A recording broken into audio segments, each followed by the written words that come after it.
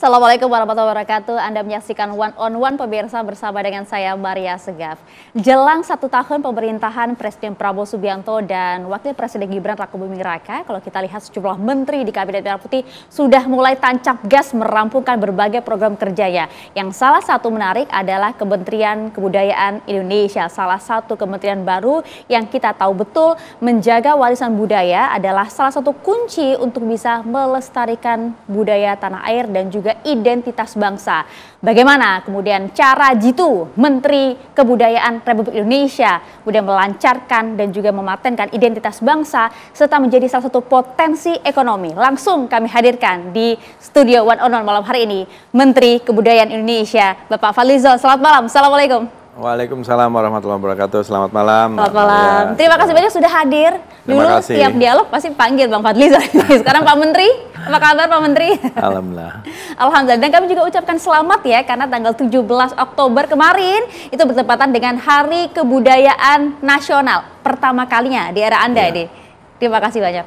Terima kasih, Mbak. Memang Hari Kebudayaan ini ditetapkan beberapa bulan lalu berdasarkan usulan dari para pegiat, seniman, budayawan, mereka yang tergabung dalam tim Garuda gitu ya.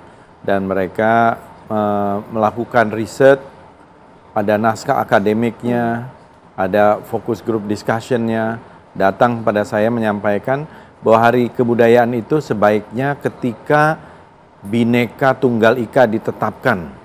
Dan itu jatuh pada tanggal 17 Oktober. Pada saat 17 Oktober ya? Itu bertepatan dengan keluarnya peraturan pemerintah nomor 66 tahun 1951 bulan Oktober tanggal 17, yaitu tentang lambang Garuda dan juga semboyan Bhinneka Tunggal Ika. Nah, saya kira ini memang sangat tepat karena puncak-puncak kebudayaan kita, keanekaragaman, diversity atau keberagaman dan kekayaan budaya kita itu tertampung di dalam satu semangat berbeda-beda tapi tetap satu jua. Banyak yang bertanya, kenapa sih harus diperingati begitu? Kita memperingati kebudayaan, merayakan kebudayaan tiap hari, gitu ya. Tapi perlu juga ada tonggak menurut kawan-kawan ini. Sama halnya kemudian dalam 1 tahun ini sudah banyak yang mengajukan ada hari keris, ya.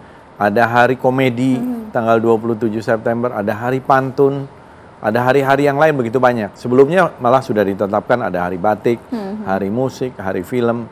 Menurut saya memang kebudayaan ini harus kita rayakan. Karena Indonesia ini kekayaan budayanya luar biasa. Kita selalu mengatakan Indonesia ini superpower di bidang kebudayaan, adikuasa di bidang kebudayaan. Karena begitu beragamnya, bahkan kata diversity, keberagaman itu sudah tidak cukup lagi. Makanya kita memperkenalkan istilah mega diversity. Mega diversity. Karena dari Sabang Merauke, Myangga sampai Pulau Rote, ekspresi budaya kita itu begitu kaya, begitu beragam. Dan kebudayaan ini bukan hanya soal kesenian, bukan hanya tari-tarian, bukan hanya musik, bukan hanya film, bukan hanya seni pertunjukan, tapi mulai dari bahasa, sastra, manuskrip, ritus, tradisi lisan, pangan lokal, permainan tradisional, olahraga tradisional, ya banyak luar biasa, termasuk seni. Tapi kalau menjawab begitu ya, kan netizen kita suka cocokologi gitu Pak Menteri ya. Pada saat kemudian Anda mencanangkan Hari Kebudayaan Nasional 17 Oktober begitu ya, banyak yang bertanya, kok bisa bertepatan sekali ya dengan ulang tahun Pak Prabowo kan 17 Oktober kemarin? Ya persis. Bahkan tahunnya juga persis. Pak Prabowo tahu tapi? Pak Prabowo tidak saya beritahu. Jadi ya karena memang ini kan domainnya di Kementerian Kebudayaan untuk mengambil keputusan. Dan menurut saya memang apa yang lebih tinggi dari Bhinneka Tunggal Ika, ya kan? Apalagi Bhinneka Tunggal Ika ini sudah menjadi pilar dari bangsa kita di samping Undang-Undang Dasar 1945, Pancasila, ya itu menjadi pilar, ya bagian dari 4 pilar itu.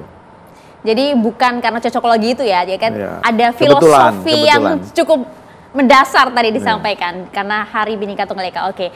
Kemudian apa yang kemudian digelar oleh Kementerian Kebudayaan pada Hari Budaya Nasional ini? Ya, tanggal 16-nya kita membuat satu peringatan karena itu inisiatif dari Jogja. Jadi dilaksanakan di depan Benteng Frederberg. Itu kan satu benteng simbol perdamaian. Ada teatrikal, kemudian ada orasi kebudayaan, lalu ada kegiatan pameran-pameran ragam budaya Indonesia, ada karnaval-karnaval budaya, dan juga ada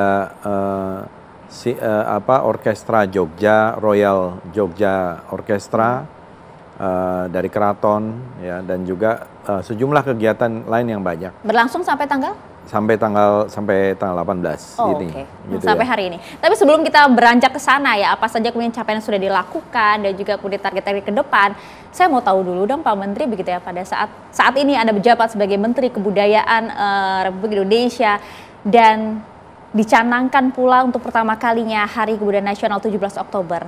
Apa yang ingin Anda katakan sebagai Menteri Kebudayaan Indonesia? Ya, kita harus menjadikan kebudayaan ini fondasi. Modal yang luar biasa, dan Indonesia ini dengan kekayaannya tadi harus menjadi ibu kota kebudayaan dunia, karena kebudayaan ini adalah soft power, kekuatan lunak.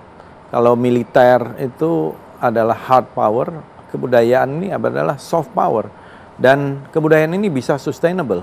Kalau batu bara, nikel, minyak itu akan habis, tapi budaya, soft power tidak akan habis selama ada manusianya yang menjaga, termasuk masyarakat adat, tradisi, semua yang merupakan bagian dari kebudayaan kita gitu. Jadi banyak negara-negara di dunia sudah mulai mengarah ke sana, menjadikan kebudayaan itu bagian dari industri budaya. Jadi budaya ini sangat prospektif untuk ekonomi budaya, sumbangannya. Bayangkan sumbangan film, sumbangan musik itu triliunan, ya, miliaran dolar, US dollar, dan juga meng-create banyak tenaga kerja dan juga selain tentu saja merajut persatuan tadi. Gitu. Ya, tidak hanya merajut persatuan dan juga sebagai identitas bangsa, tapi juga pendongkrak ekonomi nasional. Tapi kita ingat betul juga beragam program strategis Anda dari mulai revitalisasi, festival budaya hingga digitalisasi budaya.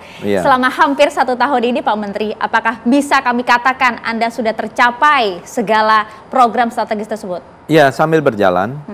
Jadi misalnya dalam soal perlindungan kebudayaan dan tradisi, itu cagar-cagar budaya ada sekitar 1.300 mungkin ya, cagar-cagar budaya yang kita sentuh, revitalisasi, rehabilitasi. Lalu warisan budaya tak benda kita registrasi semakin banyak. Mungkin bulan depan ini akan lebih dari 500 warisan budaya tak benda Indonesia, intangible cultural heritage dari seluruh provinsi.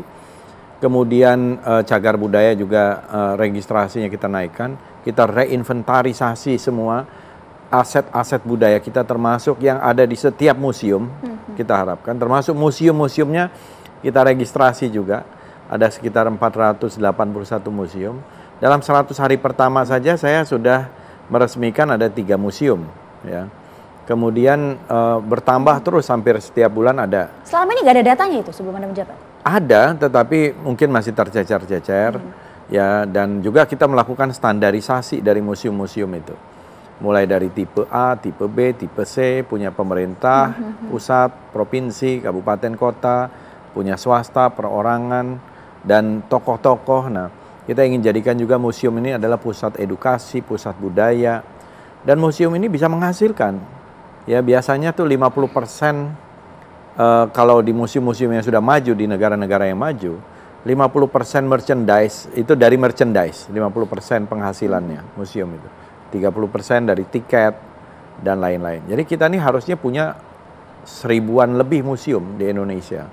Karena begitu kaya. Dan museum tidak harus yang dibatasi gedung, bisa juga open air museum, dan lain-lain gitu ya. Jadi sebagian sudah kita catatkan, sebagian kecil baru di UNESCO, karena UNESCO-nya tidak mampu menampung. Gitu ya. Karena mega diversity. Mega diversity. Bahkan yang intangible cultural heritage kita, itu baru 16 item. Padahal kita banyak lagi, puluhan ribu. Dan tapi sudah didata, jadi pendataan ini cukup penting begitu ya. Termasuk juga Pak, yang menarik untuk kita bahas bagaimana kemudian repatriasi benda budaya yang saat ini juga menjadi salah satu program prioritas Anda. Sesaat lagi kami bahas ya. Usai jeda, tetap bersama kami di One on One.